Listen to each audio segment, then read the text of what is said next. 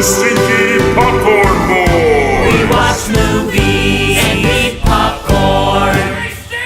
And are stinky. Hello. We are the Stinky Popcorn Boys, just some boys talking about movies and how they made us feel. I am Patrick Basquel, Cinderella story, coming out of nowhere, former greenskeeper, and now he's running a podcast or something. Okay, whatever. And I'm John Gilardi. Damn good to meet you. Little. I just had to do it. As soon as I saw that part of the movie, I was like, oh, there we go. That's my intro. There you go. So I think that should do a pretty good job of giving you, obviously, besides the title of the video and the thumbnail, but if you hadn't known by now what we're doing, that should give you a pretty good hint. Well, or absolutely, you have absolutely no idea because these are two.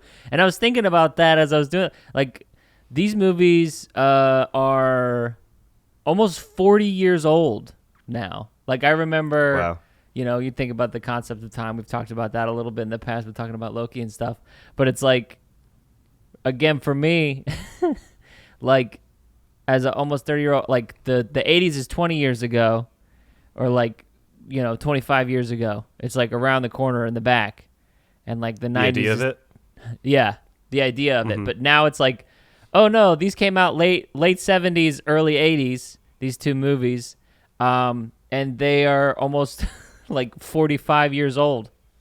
It's crazy.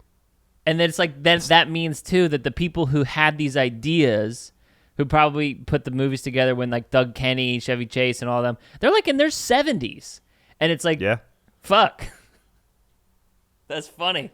I don't know. There's something to me that's just like, that's just kind of that's just funny about that. But it's interesting because it does have a ton of that stuff where these are jokes and ideas made by men who are old now, made by people 40 years ago, and some of it does feel timeless. Some of it feels clever and ahead of its time. So I think is that what you're getting at by that? Yeah. I think that's kind of what is sort of the. Because old people aren't funny, right? Is that what you're saying? Well, that's a pretty broad statement, but yeah, generally they're not funny.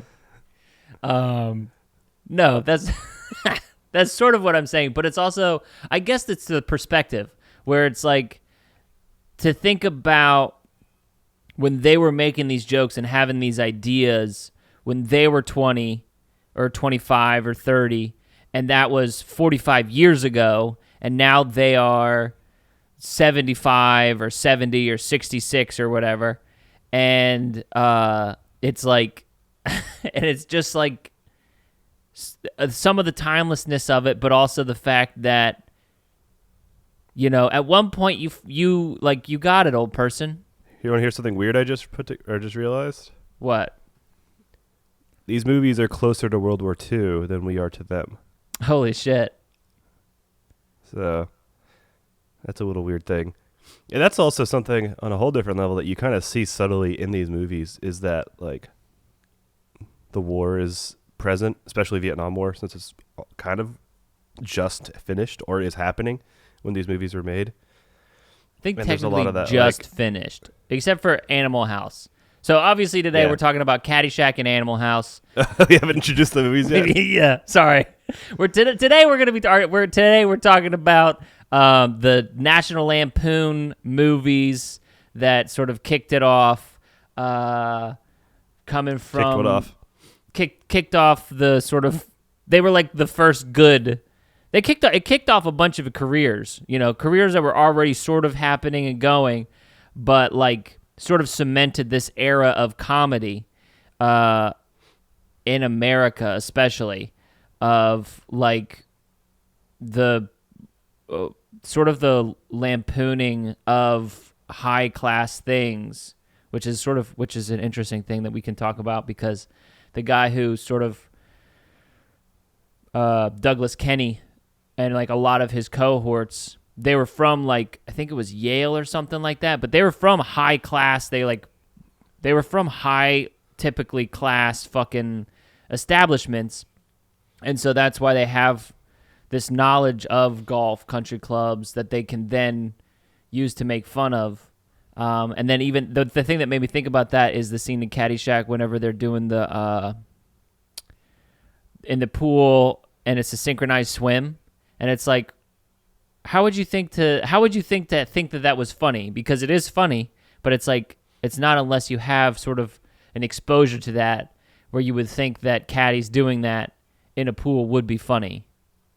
You know? Yeah. Does that make sense? I think is that stupid? Yeah. No, I think it makes sense. I think it's interesting. It definitely sets the tone of the raunchy American comedy. Yeah. But it also still hasn't fully developed into that. So there's definitely a lot of dry stuff that you would call British humor today. So it was almost for me like, damn, this is kind of like the perfect combo of comedy elements for me. Because they have a lot of those like little like sight gaggy moments, like whenever Bill Murray is he's like cleaning the golf balls in the little bit, and they've filled it with soap so that it's just like leaking out just a little bit of white stuff as he's like cleaning the golf balls and talking about how sexy the old ladies are, or the lifeguard shaving his legs with the sunscreen at the middle of the thing. It's like, those are just like, why is he doing that? Just little stuff that doesn't make sense but is funny is, definitely sort of in line with that. So I think I also love the kind of offshoot segments, particularly the old man. Bill Murray's character as a whole is kind of just a huge offshoot of the movie. Yeah. But which then this also is a Bill Murray scene, but with the old man having the golf round of his life, and you know it's coming, you know he's gonna die, but it's just like, because he's having the golf day of his life, and there's a lightning storm, and he's like pushing fate, but he's like knocking these insane shots and all this stuff, and the music's all orchestral and epic, and I don't know, it's just, well, it's and just it's a fun gag.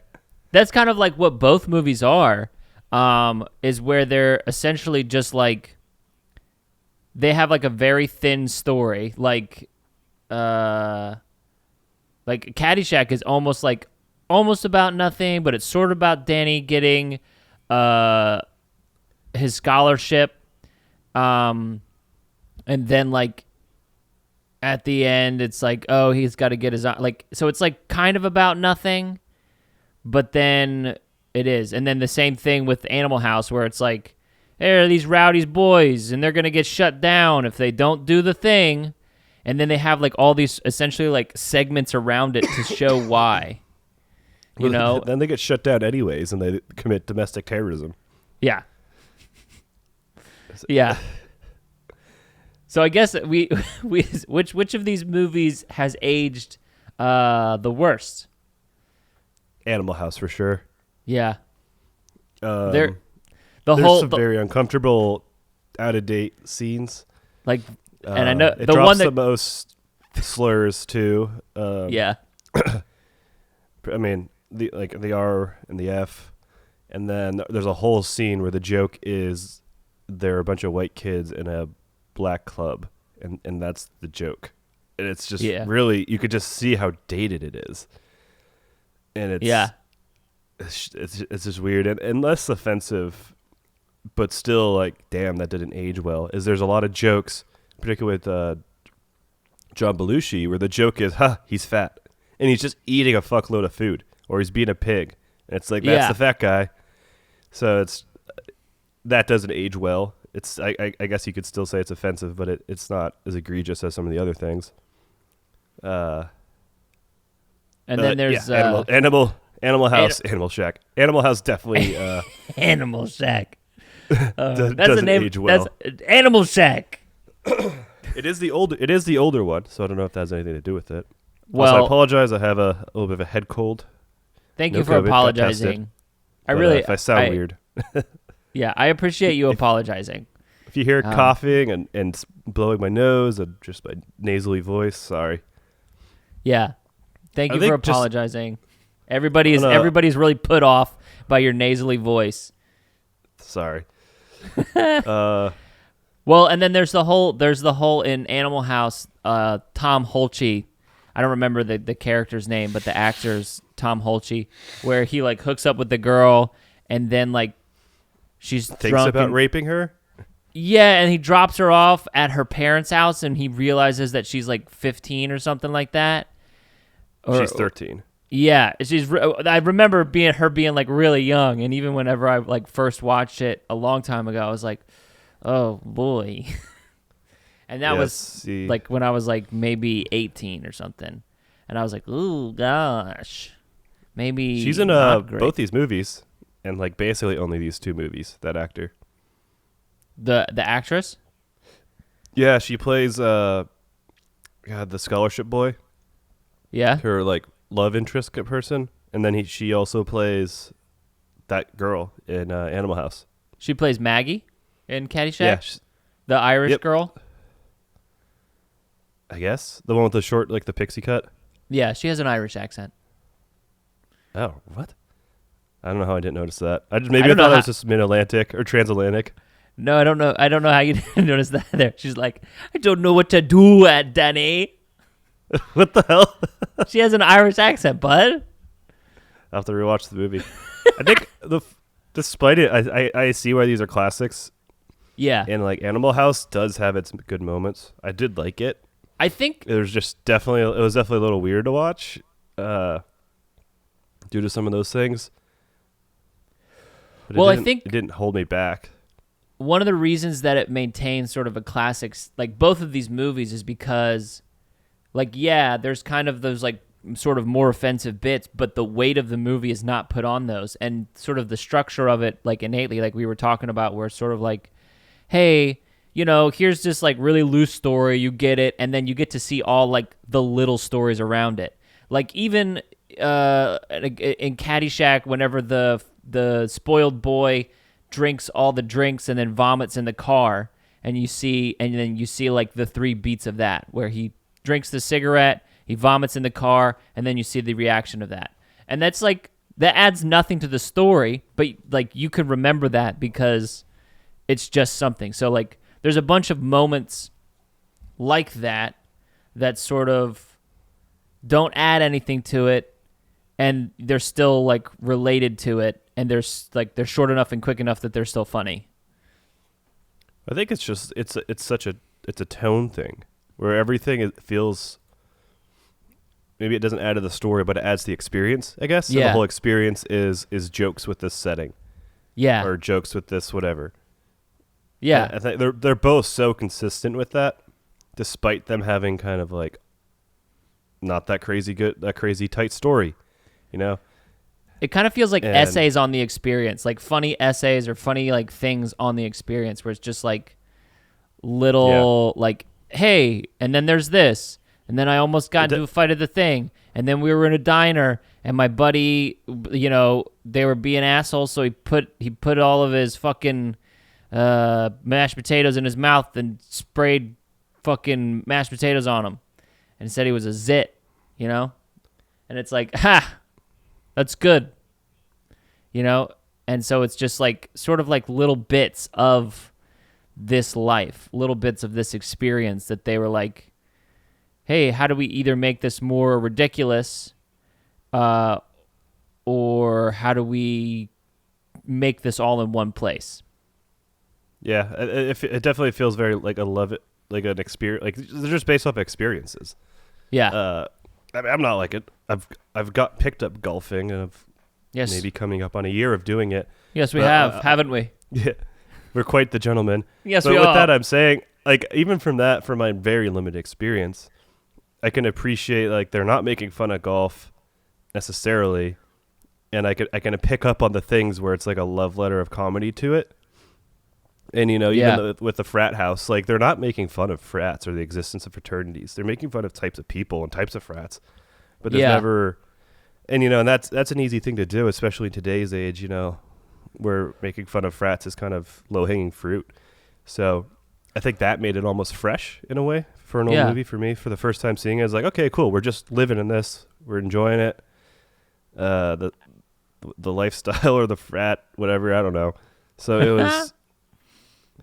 It was nice. It was like the setting wasn't the butt of the joke, I guess. Which is nice. Well, and then I think that's something too. Is like something I talked about when we were speaking on Mitchell and the Machines.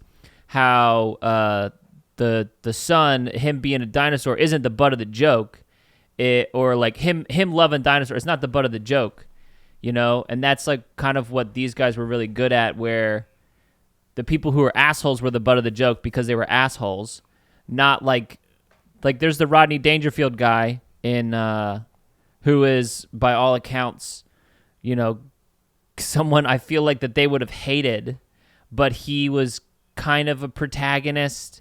Like even and then like the Ty Webb character in Caddyshack, where he's like, you know, it's a weird middle ground where it's like they're not making fun of specific people.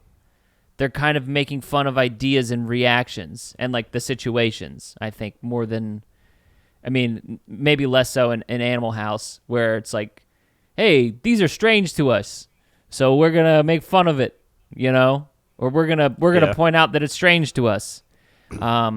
Which, not to defend it, but we are like the setting makes sense. A bunch of teenagers in college with freedom, like they're gonna be, in theory, intolerant assholes. So yeah, it's diegetically there. You just gotta be the best.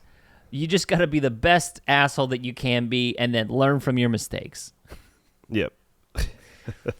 But fun. Like I want a fun little sort of fact or whatever for Caddyshack.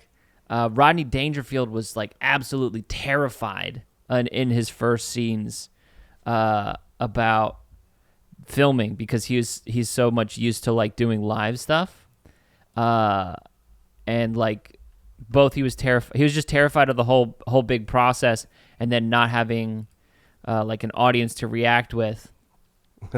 And so I didn't know that, but you could definitely tell like he's kind of performing for an audience. Like he like pauses on his jokes a little bit, which works for him being a rich dude who loves attention. So it works.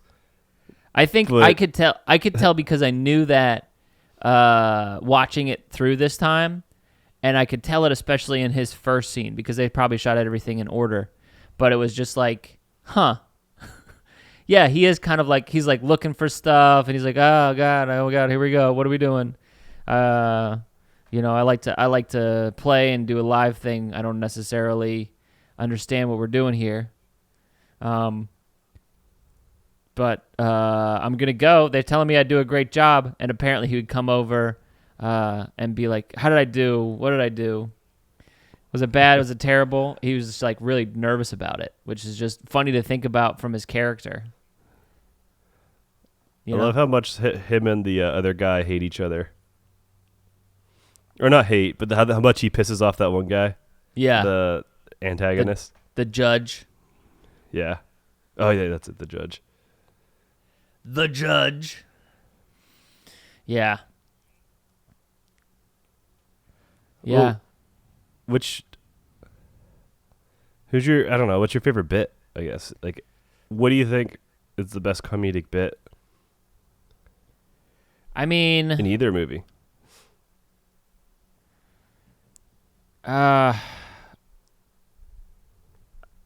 Fuck. I mean, best. They're both so like chock full of bits. I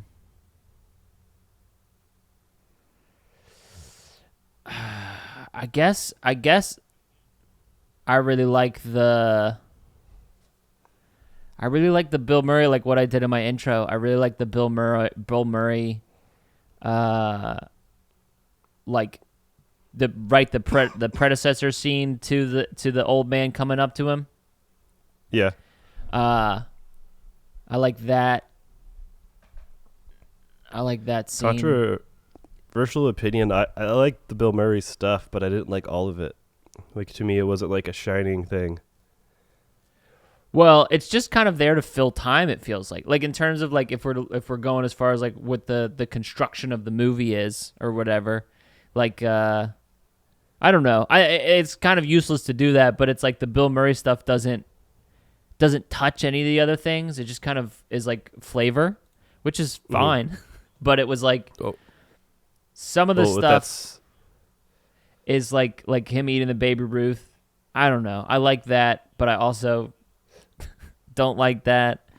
Ah, Well, man. with that said, my favorite scene was when Chevy Chase and him were just hanging out in his house, in Bill Murray's house, Yeah. and it's just so awkward.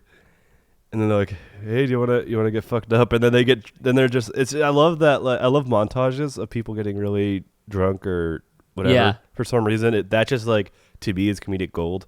Yeah. And like if it's played with right, it's always so good. And I just love the understatedness of it and the awkwardness of it. I've only seen it once, so I can't quote it. But he's like, "Yeah, you're like a brother to me, and I'll do anything. I'll kill someone for you." Or I don't remember what he's saying exactly, but it's stuff like that. Yeah. And then he's like, "Okay, I need to clean up." Or he's super self-conscious about how shitty it looks too. Yeah. Yeah, I don't know. I mean, I love that part. I also just like, for as much of an asshole as Chevy Chase is, I also appreciate his ness. Like, just the fucking fluid, the fluid nature of his charm, I guess. I don't even know what you say, like, where it's just like him going and he's fucking, I mean, both of them do that. The Dalai Lama fucking monologue in the beginning of Caddyshack for Bill Murray. Any of the physical bits where Chevy Chase pours the Perrier into the other Perrier and pretends like it's I like those little things. Yeah, true bits. Yeah, true little guy stuff. Where and then I watched it this time in that scene where with the girl where he's putting the oil on her, and I see him. He's like, "Oh, I'm gonna take this whole thing off," and he's like, "Oh, I accidentally took all the oil out. So I'm so sorry."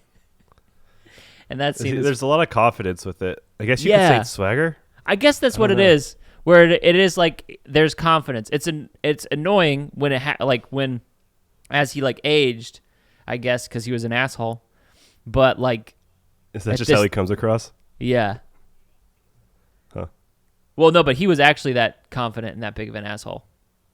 Apparently, it probably carries over better when he's younger and handsomer, but when you get older, I guess it just becomes like, yeah, get out of here, Grandpa. Yeah. Well, and then also apparently on Community, he was like kind of racisty and stuff. But him and Bill Murray hated each other. They almost got into a fight whenever he came back to host SNL. And I think this was after this movie. This was probably well after this movie. Did they hate each other during this? I don't know. I can't confirm or deny that. Because if they did, that makes the whole awkward scene in Bill Murray's room better. Well, because Chevy Chase left. He left SNL because he was getting to be too big of a star, or he felt like he was too big of a star. He was like, "I'm okay. I've done this. Thanks, guys." And Bill Murray stuck around and was doing stuff with them, and he was like, "Hey, you're a fucking hack." And they like got into a fist fight whenever Chevy Chase came back to like host it or something. Was it on screen? No. It was like on a rehearsal or something like that. And then they both did the show and they made out in the show. And what? I don't know. I wasn't there. I was just I'm making that part up. Oh, I was like, wow, what a story. These guys hate each other, but they're making out. Good for them. What is Chevy short for? I don't know. Let's see. Chevrolet Chase. I mean, maybe his parents love Chevys, but He's Chevy. like, we love America. Ooh, his full name is Cornelius Crane Chase. What a fucking name, dude. Damn, Triple C. Yeah, hey yo, Triple C. Get over here, baby. And then my favorite bit from Animal House. Shit, man.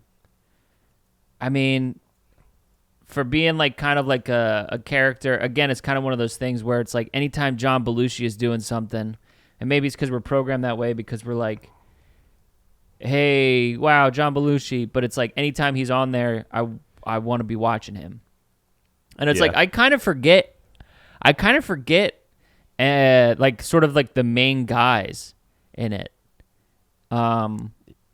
Yeah, Like- there's like the two like kind of stud dudes in the Delta House, and then there's the president, and then there's the two pledges. Yeah. Well, because I remember that I like Tom Holtze because I like Amadeus, and that was sort of the big thing is that the Oscars didn't give him the Academy Award because he was in Animal House because they had a prejudice against comedic actors at that time. They were like, hey, if you were in a comedy movie, you're not allowed to be an Oscar winner. That's bullshit. Bullshit. He's really good in Amadeus. In retrospect, I think that F. Murray Abraham probably did deserve the Oscar that he got, but I still think that Tom Holtze should have got something more from it. I think I agree with you with the John Belushi stuff. I think, despite some of his jokes being the low-hanging fruit stuff, I think him just being this unhinged weirdo in the background, and even just like when the frat gets expelled or whatever, and all the students do, he's like, 7 years of college all down the drain. It's just like a piece of shit, and all he does is party and whatever. And and then he becomes a senator, which is I love that how they tell you what they do, what they become in the future, and him and the girl become senators or something. I don't know. He's the truest version of Van Wilder. Like that's like the idea of Van Wilder is most true with Bluto. What would your frat name be if you could pick your own frat name? Oh shit. I guess I'll make one for you. Yeah, you have to make one for me. I would probably call you Northman. That seems like that seems like low hanging fruit, but it would probably here's the imaginary story is like the first big pledge thing, and like it's like they're like, all right, we're in a, because all this takes place in like the upper class Northeast, you guys gotta swim across this cold lake and fucking steal a bronze statue naked or something like that. And then you're just like, this lake is not cold. And then they're like, hey, it's fucking Northman over here. And then you're the game ender for all the parties. Hey, I love that. Yeah, there you go. I think you would be Thez, short for thespian. Okay. But it would just be Thez. Bunch of dudes. You're the actor guy. Yeah. They think the word thespian is funny because they're 8-year-olds. Yep. And then it becomes, they're like, Thez, that's kind of a cool nickname. Anyways. Yeah. And so that's your frat name. I wouldn't mind that. I wouldn't mind that name, Thez. It would devolve to Thez the Les, or Thez and a Fez. They would make me wear a fez sometimes, and I'd be like, well, I don't understand this. Yeah. I think it's accurate. It would happen. That's probably, especially if it was like, I think that's one of the things where it's like, yeah, there's like, it is low hanging fruit, but then it becomes, you're like, okay, yeah, I'm okay with this. It evolves, but initially, it's just Northman or Thez. I become Men or North. Yeah. I was part of a frat actually in college. Huh. But it was a marketing fraternity, which essentially was just a marketing club. It's for it was co-ed, so it was for people to pretend that they were in that stuff and they could. Yeah. I mean, I think frats are fine and sororities are fine. They have their place. But I do think for a lot of people, not for everyone, they are an extension of high school, or keeping the extension of high school there. The familiarity of that kind of cliquey club, whatever. Well, and then the most sort of magnified version of it is it offers an opportunity to feel important at a place where you are lost. Where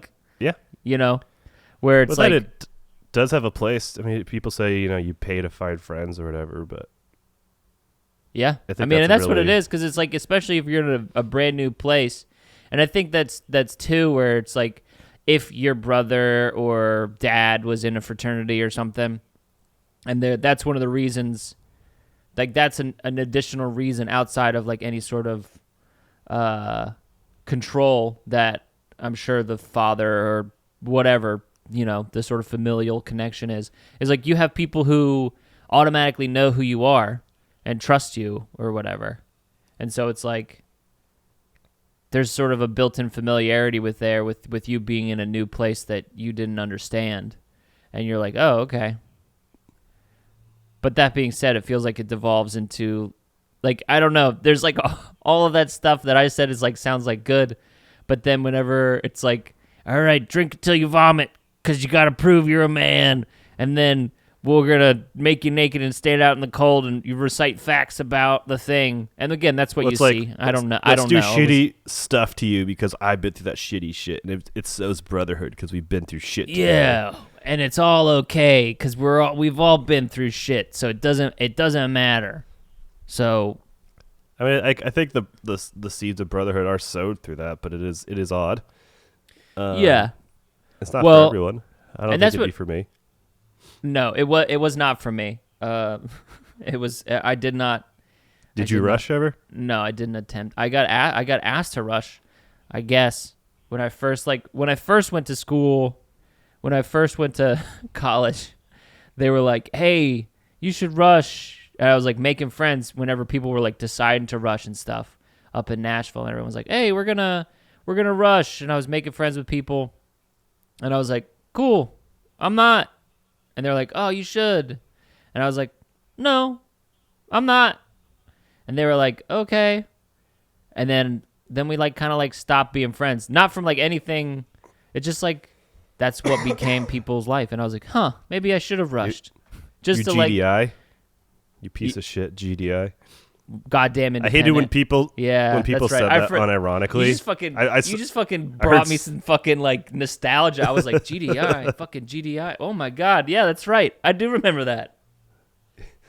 God, there was a few people who said that really unironically, just overhearing conversations in the library. I'm like, oh fucking please. Yeah. Like I'm less than because it's just oh my god, it got under my skin so much, and I'm sure it does to a lot of people. And that's why they get made fun of in entertainment, maybe. I don't know. Yeah. Yeah. Well, that's the moment you say GDI, you're done. You're done. Best you of have luck. a target. You put a target on your back, and collectively the Greek life's back. For and whoever heard it. And you know what? And you deserve it, maybe. Like, because I feel like that's one of the things. It's like brotherhood. It's like, we're all in this together. You got different rules and different stuff. But fuck you. And I think that's another thing that was really funny. I'll take us back to one of my favorite movies, Social Network, where it was like they have like the Phoenix Club and all their stuff, and they all got all their fancy rules, and it's essentially like ways where they can pretend like mommy's still around and make some sandwiches. Like they go in and there's a sandwich there waiting for them, and they get to feel like a big man because they can go in there and they have their leather room with their stuff so they can feel like daddy, and they've got mommy who has the sandwich ready for them right away, okay? But it's very important, and you can't get in if you don't have the right paperwork. Yeah. Well, and then they called Mark Zuckerberg a GDI, or Andrew Garfield did. I don't know. And then he was like, "Fuck you! I want to make the biggest company in the world." Yeah. So hey, it's proof right there. I think if you get called a GDI or you hear someone say it and you're like, "What the fuck?" I think that gives you a boost in life. Yeah, you get a modifier. You get a +2 to fucking stubborn to fuck the system. Subtext is we're just upset. We don't have that's friends that last a lifetime. We don't have college. We don't have a year. network of friends who will, hey, he's a epsilon or whatever. He's a theta beta. Theta beta. There's a theta beta in this town. I can just stay there for the week. It's like, yeah, that's my brother. He's a theta beta. I will say I went on a bachelor party for my brother, And besides me, my brother-in-law, and then a neighborhood friend from where my brother grew up, like everyone there was a fraternity brother of my brother, and they were all cool guys. And I like seeing them kind of like have that friendship or whatever that will probably last a lifetime. And fortunately, a lot of them also still live in Charlotte. It's like, yeah, that's nice. You know, you always got friends to hang out with. So it's also coming from someone who just moved, doesn't have a ton of friends around him, and even then didn't before. So it has its merits, you know. The nasally stuff is doing great for me right here, especially in this as you're just talking about. You're like, especially coming from this guy who just moved to the new place. Just sound like a fucking nerd. I'm about to cry. I'm fine. I'm doing all right. I promise it's fine. I just, just looking at it and I saw it and I was like, it'd be nice. It'd be fine. But still, with that said, I don't think that scene's for me. So it's like, yeah, it wouldn't have been a thing. Well, and you think about it, it's like, why is that? Why are they friends for life? You know, it's like because they all shoved needles into each other's butts or whatever. I mean, you don't have to think about that. I always wonder about the ceremonies. Like I got a taste of it with that stupid marketing frat, and basically all it was is they made like 4 pillars in the corner, like each corner of the room, and like you went around and they told you about the virtues of the thing. That was it. Nice. But then in this, they have the spanking, which is obviously just a joke because the leaders are just closeted. And then what's the other guy's one? The Delta House. Theirs is a little bit more. I think they're just like naked or something, and they're making them say stuff. I don't know. But I always wonder about the initiation ceremonies because like a lot of them they like swear by them or like a code of silence. Well, so I'm always curious about it. You can kind of like extrapolate it out further too with like Masons and like various like sort of like those. That's like the high levels of like those like Masons is essentially like the adult world fraternity. Like if like the Freemasons and whatnot, like if the fraternities are the college version of the Masons, because it's like they have legendary, or the Shriners or whatever, where it's just essentially the same thing. But what do they do? But they, again, it's like legend that they like all like they get naked and they do like terrible stuff so that they all have the secret so that they always will trust each other. But that's like sort of like is that like what Scientology is? Yeah, exactly. Well, that's what because Scientology, they do the thing where, this is not where I expected to go with this, but in Scientology, they do the thing where it's called auditing, where you essentially sit in the room with the person and they like essentially mind break you into you telling them all of your secrets and all of your deepest, darkest desires and like the worst things that you've ever done, so that they have all that stuff on you. But then there's like this level of trust where it's like, hey, I know this stuff about you and I want you to get better and you can trust me. But also, I know all this stuff about you, so don't fuck me. Don't fuck us. So it's like sort of that like brotherhood by shame or brotherhood by tragedy or whatever. Seems very non-toxic. Yeah, it's pretty non-toxic. Not bad at all. But there's like, legend of various Mormon and Masonic fucking rituals that are similar to that we can't, I don't want to discuss on this. And also, I don't know. It's just hearsay because I am not a researcher. Was an inner circle or whatever. He was like in the circle that knew all the secrets or whatever of the world and of the like leaderships in society or whatever. Ooh. I remember he like went to because he was from Norway, so he like would come to the U.S. ones. So, who knows? I know they're not spooky. They're not doing stonework though. That's for sure. They are not doing stonework. They are building the world. That's why they're Masons or something like that. There's some sort of where it's like they're the they lay the foundations of the world. But But yeah, secret societies, man. That's where I expected to go in Caddyshack and Animal House. Frats and secret societies. We're just salty that we couldn't be cool enough to go into frats. It's true, dude. It's absolutely true. I did it, if I had just had a little bit more confidence, I would have gone up to that party and I would have done a keg stand for 20 minutes. And that one guy who didn't talk to you, Yeah, he would have talked to me. And he would have been the best man at your wedding. Yep. It would have unlocked all the secrets of my life. Yep. But hey, joke's on them. We're playing golf. That's us. We're playing golf these days. And we're pretty good at it. I've shot under 100 twice in a row. I shot under 200.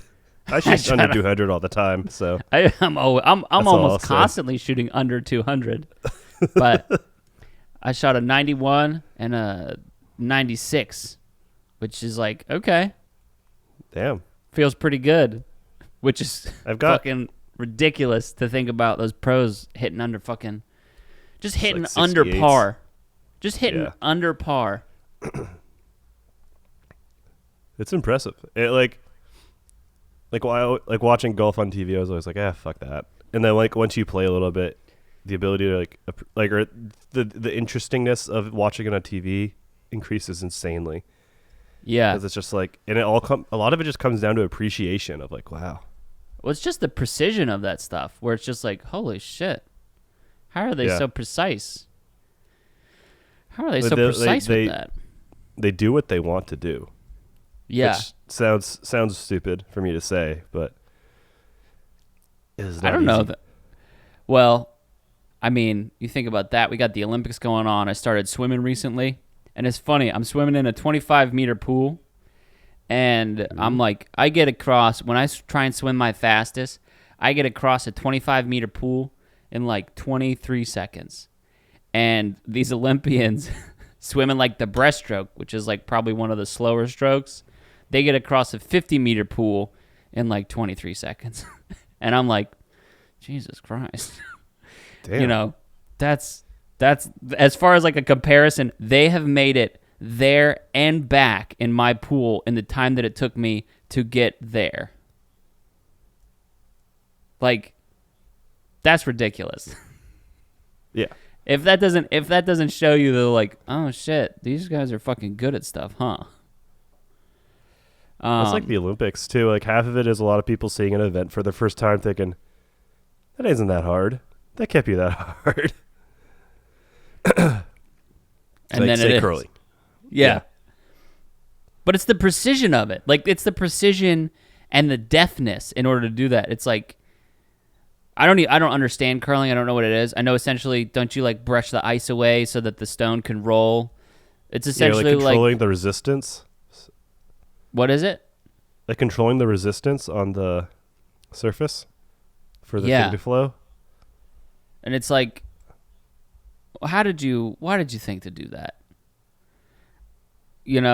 There's so many of the sports that are like that, like the gymnastics where it's uneven bars. Like they're like, yeah, we've got that one bar that's up there and high, but what if there was another one and it was littler and they had to jump between them?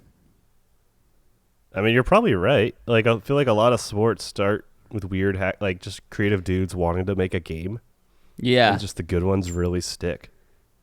Yeah. Which is funny too, because it's like, that's what sport is or whatever, where it's just, hey, I bet you I could throw this ball really far. It's like, oh shit. Yeah, you could throw that ball really far, but could you throw it into this hole? Well, maybe. This really heavy rock? Yeah. And that's what other things like, yeah, you could throw a spear really far, but can you throw this really heavy rock? I could bet you I could throw this really heavy rock better than you could throw this really heavy rock, even if you could throw that spear farther than me.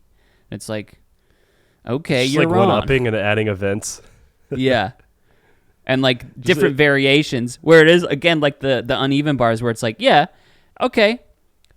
Yeah, you do that one high bar really good and you can do tricks and stuff on it, but can you have an uneven bar? Like, can you have a smaller one and jump between them? I bet you I could do that better than you.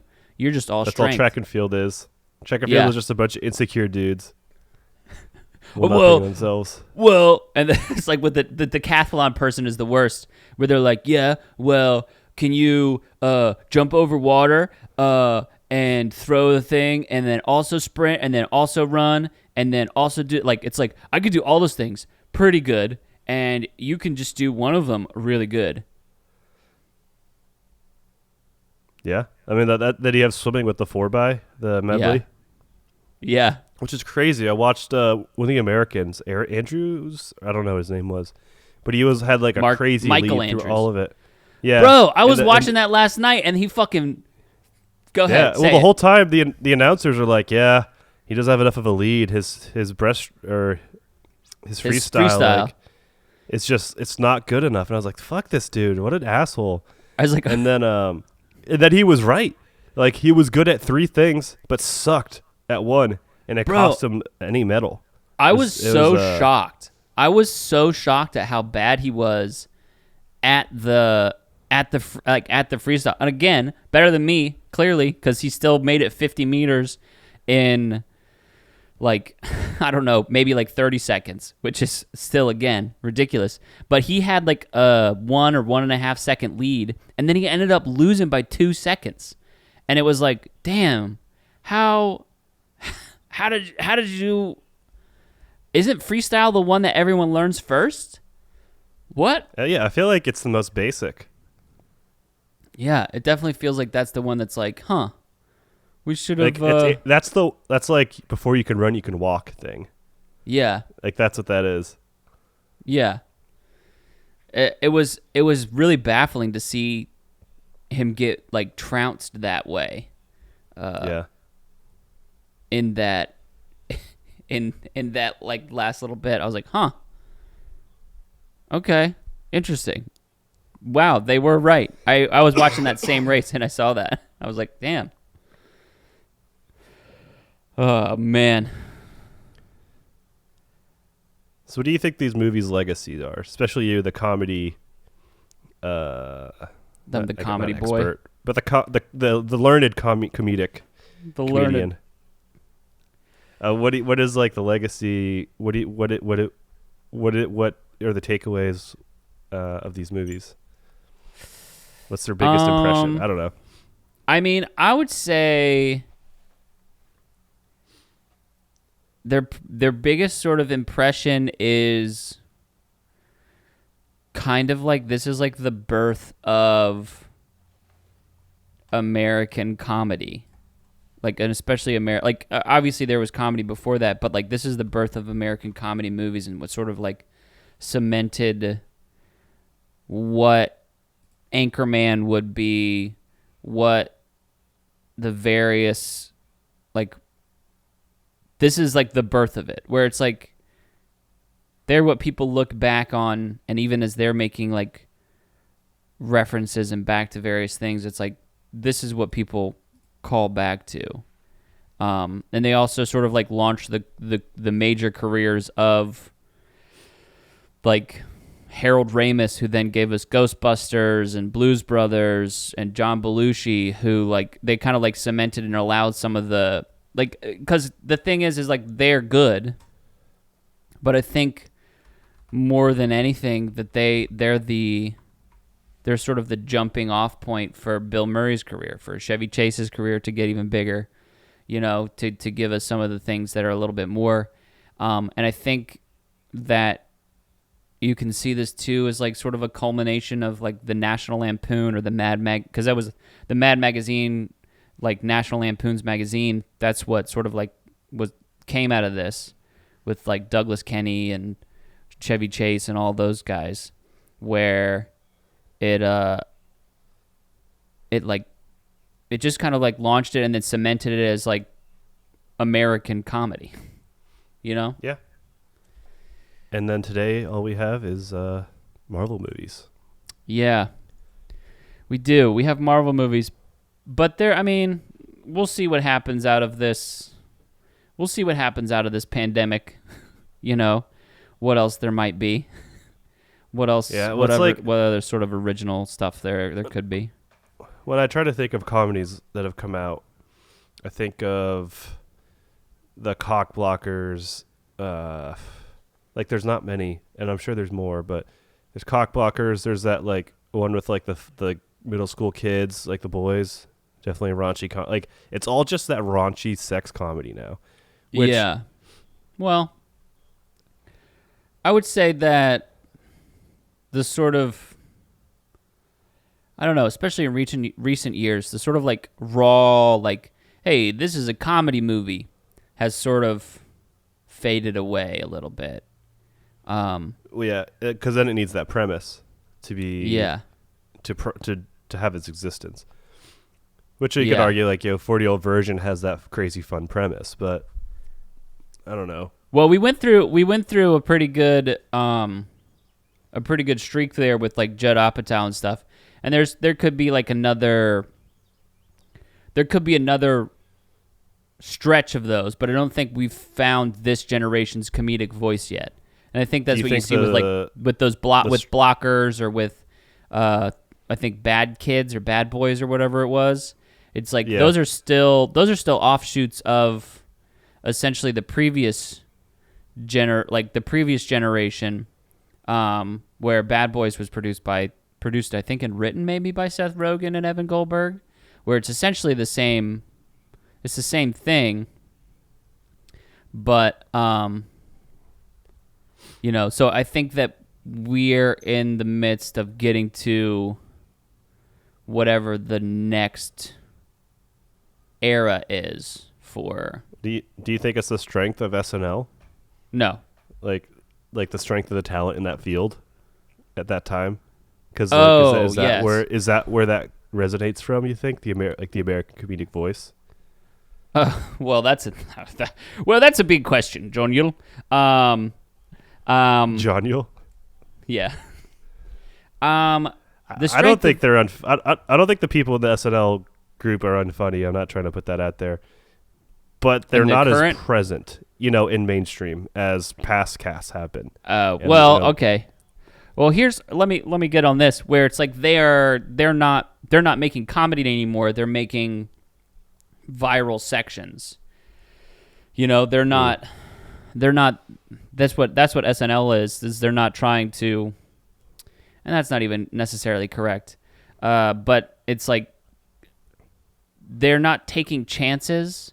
The SNL machine has gotten so big that it is a machine, where it's just like, hey, we got Elon Musk, blah, blah, blah, and like we've got this, and we do these Mario joke, we'll do this, we'll do that, and they're not really present. They're taking easy jokes, and it's part of a formula, rather than, we see at the beginning, these dudes were making the formula that then this is made off of. There's no sort of like taking the experiment to the next step.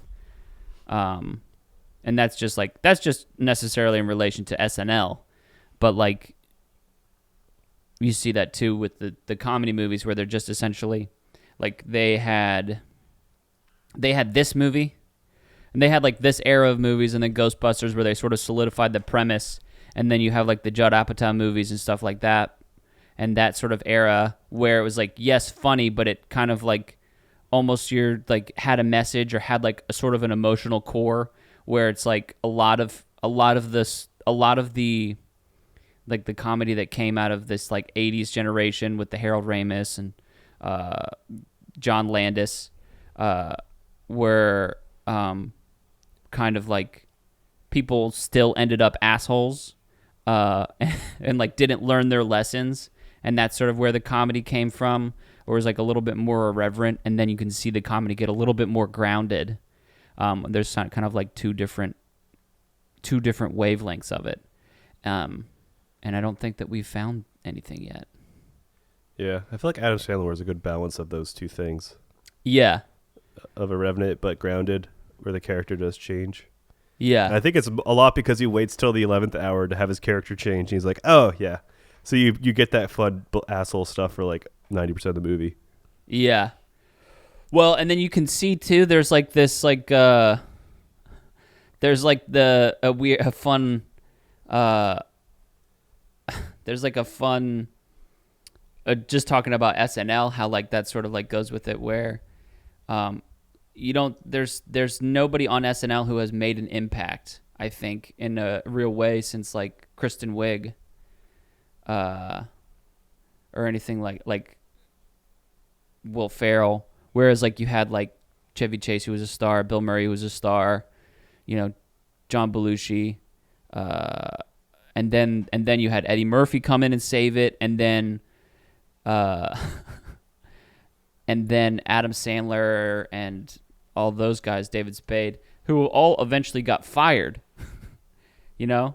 Like they got fired from SNL, and they went on to become stars and stuff. SNL. Clickbait. Yeah. Yeah. No, I think there's definitely something there with that. And I don't, I think maybe SNL's scrambling, thinking it's a talent thing. But I think it's not that. I didn't know the whole viral thing, but I have seen enough of it to realize, and I've been in the content creation space enough to realize the types of people and the producer types. And I think that's 100% what it is. And I think there's also maybe a lot less autonomy on the comedians themselves, Yeah. Well, and I think too. I'm not there. I don't know, but it's just like. Well, but if, you can if watch it. Is just the writers. If it's the writers trying to just hit home runs every time with these viral things. Well, and they're not improvising and playing. You can see that they fucking have to stick to the script, because it's gotten so big. It's one of those things where it's like it's gotten so big they can't. They probably have like scripts that are essentially approved by legal, sort of, in a way, that they have to sort of stick by, because that's, one of the, it's too much. And so you kind of like clamp down on the creativity and like what these performers are good at by keeping it too tight. And I think that's one of the things, is that it's lost a lot of the looseness, and especially in like kind of like with the South Park. Not that South Park has gotten bad; they've evolved and changed their stories, but SNL hasn't evolved. They're trying to do the same thing in the same way, but without allowing any of the creativity or the vibes. The vibe isn't there. The vibe is not there, bro. Yeah. The vibe is not there. And that's what's to blame for American comedy going down the drain. And we're here to fix the problem. That's it. That's what we're here. What have you been watching? I watched I've been watching some movies in theater. I saw Old. How'd you like that? I did not. You didn't like M. Night Shyamalan? No, I didn't. I feel bad. I don't know, man. It's just. Was there fun concepts? Like, it is a concept explored. It is a fun. It is a fun concept, and I think that's what disappoints me, is that it's like he kind of I don't know, whatever he does with his dialogue is not very good. And then also his sort of like camera direction is so interesting, where his like camera direction is so interesting because anything interesting happens off screen, where it's like, and then he's got these like moving camera shots where it's like it moves away from the action and then it moves back to the action after the emotional moment has happened, and then it moves back and we see the fucking like rock wall, and then it moves back and then something else has happened, and it's like, yeah, I get it, the progression of time or something, but like I get what you're trying to do, but no, do better. Yeah. And then And I then like the other that he thing lets too that I'll things say with breathe, that, but he doesn't do it well. No, he doesn't. but I also saw Pig in theaters, which was really good. Not the shit, movie that I okay. expected it to be. All right, that's probably got the Alamo. Or maybe I'll go see it. Yeah. It's not the movie that I thought it was going to be. It's surprisingly touching. Okay. Which was good. But if you're going to see it, I'm not going to tell you what I mean by that. And you'll probably see. Yeah, where I love revenge stories or whatever it's pitching itself as. So Yeah. and I like Nick Cage a lot. So and the premise of it being a pig, I don't know. So Yeah, no, it's great stuff. But yeah, what about you? What you been watching? watched The Hangover pre-Vegas, Oh, and goddamn, that movie holds up. That's a good movie. That's a good flick. yeah. At least I think so. Like, Yeah. it's just so good. Zach Galifianakis crushes it, and like his his like the jokes aren't even the center jokes. Just if you watch him, it's so good. It's just I don't know. Bradley Cooper, Zach Galifianakis, and Ed Helms, like perfect. You know, a great crew. And I, for one, loved all of the movies because I loved that formula. I just wanted more of it. So it wasn't all butthurt. It was like, it's the same thing. It's like, I don't give a shit. I loved it. I want more of it. So, The Hangover, great film. Okay. And like watching it, there wasn't jokes that aged poorly. Like, I think the only one that aged bad, the two things that aged bad was the Mr. Chow, pretty much haha Asian man, and then like that was kind of the joke, and then the paging doctor, you know, but besides that, like it, you know, Todd Phillips did not get canceled, like he was referencing with why he doesn't do comedy anymore. So, Well, because it's just so hard to make jokes, and it's like, what do you mean, bud? it's like, you did a great job, dude. You did fine. Yeah. And then I saw Thor: The Dark World on my journey to rewatch all the Marvel movies. Oof. I've seen it 3 times, and I don't think it's bad. I have not hated it. Like, I enjoy it decently. Yeah. I won't speak on it more. And then I saw The Green Knight last night, which was an interesting movie. Yeah. I'm really still trying to excited see that. process it. It's it is what you expect it to be if you know a thing or two about. If you see the trailer, it holds up in terms of just being a movie very dependent on imagery and slow breathing takes and nothing defined. It's just not an easy to follow movie. Good. That's what I want out of it. I want it to be fucking weird. Don't tell me about it. I'm excited to see that. Yeah, you'll enjoy it. Good. All right. Good. Well, hit us up You know where on to- Twitter. You know where to find us. Hit us up on Twitter at Stinky Podcast, and tell us why Caddyshack holds up. Tell us why it doesn't hold up. Tell us why Animal Why House. we're wrong about comedy. Like, is Yeah. comedy alive and well? We're just Especially me. idiots? Really fucking give it to me. I deserve it. That's the thing. Is I really deserve to just get ripped apart. Punch me in the face. Don't punch John. He's got mucus in I'm his recovering. sinuses. He's recovering. You'll get sick if you touch me. Yeah, don't touch him. Well, anyways, as they say in Delta House, As they say in Delta House, as they say at the Caddyshack, oh, I'm all right.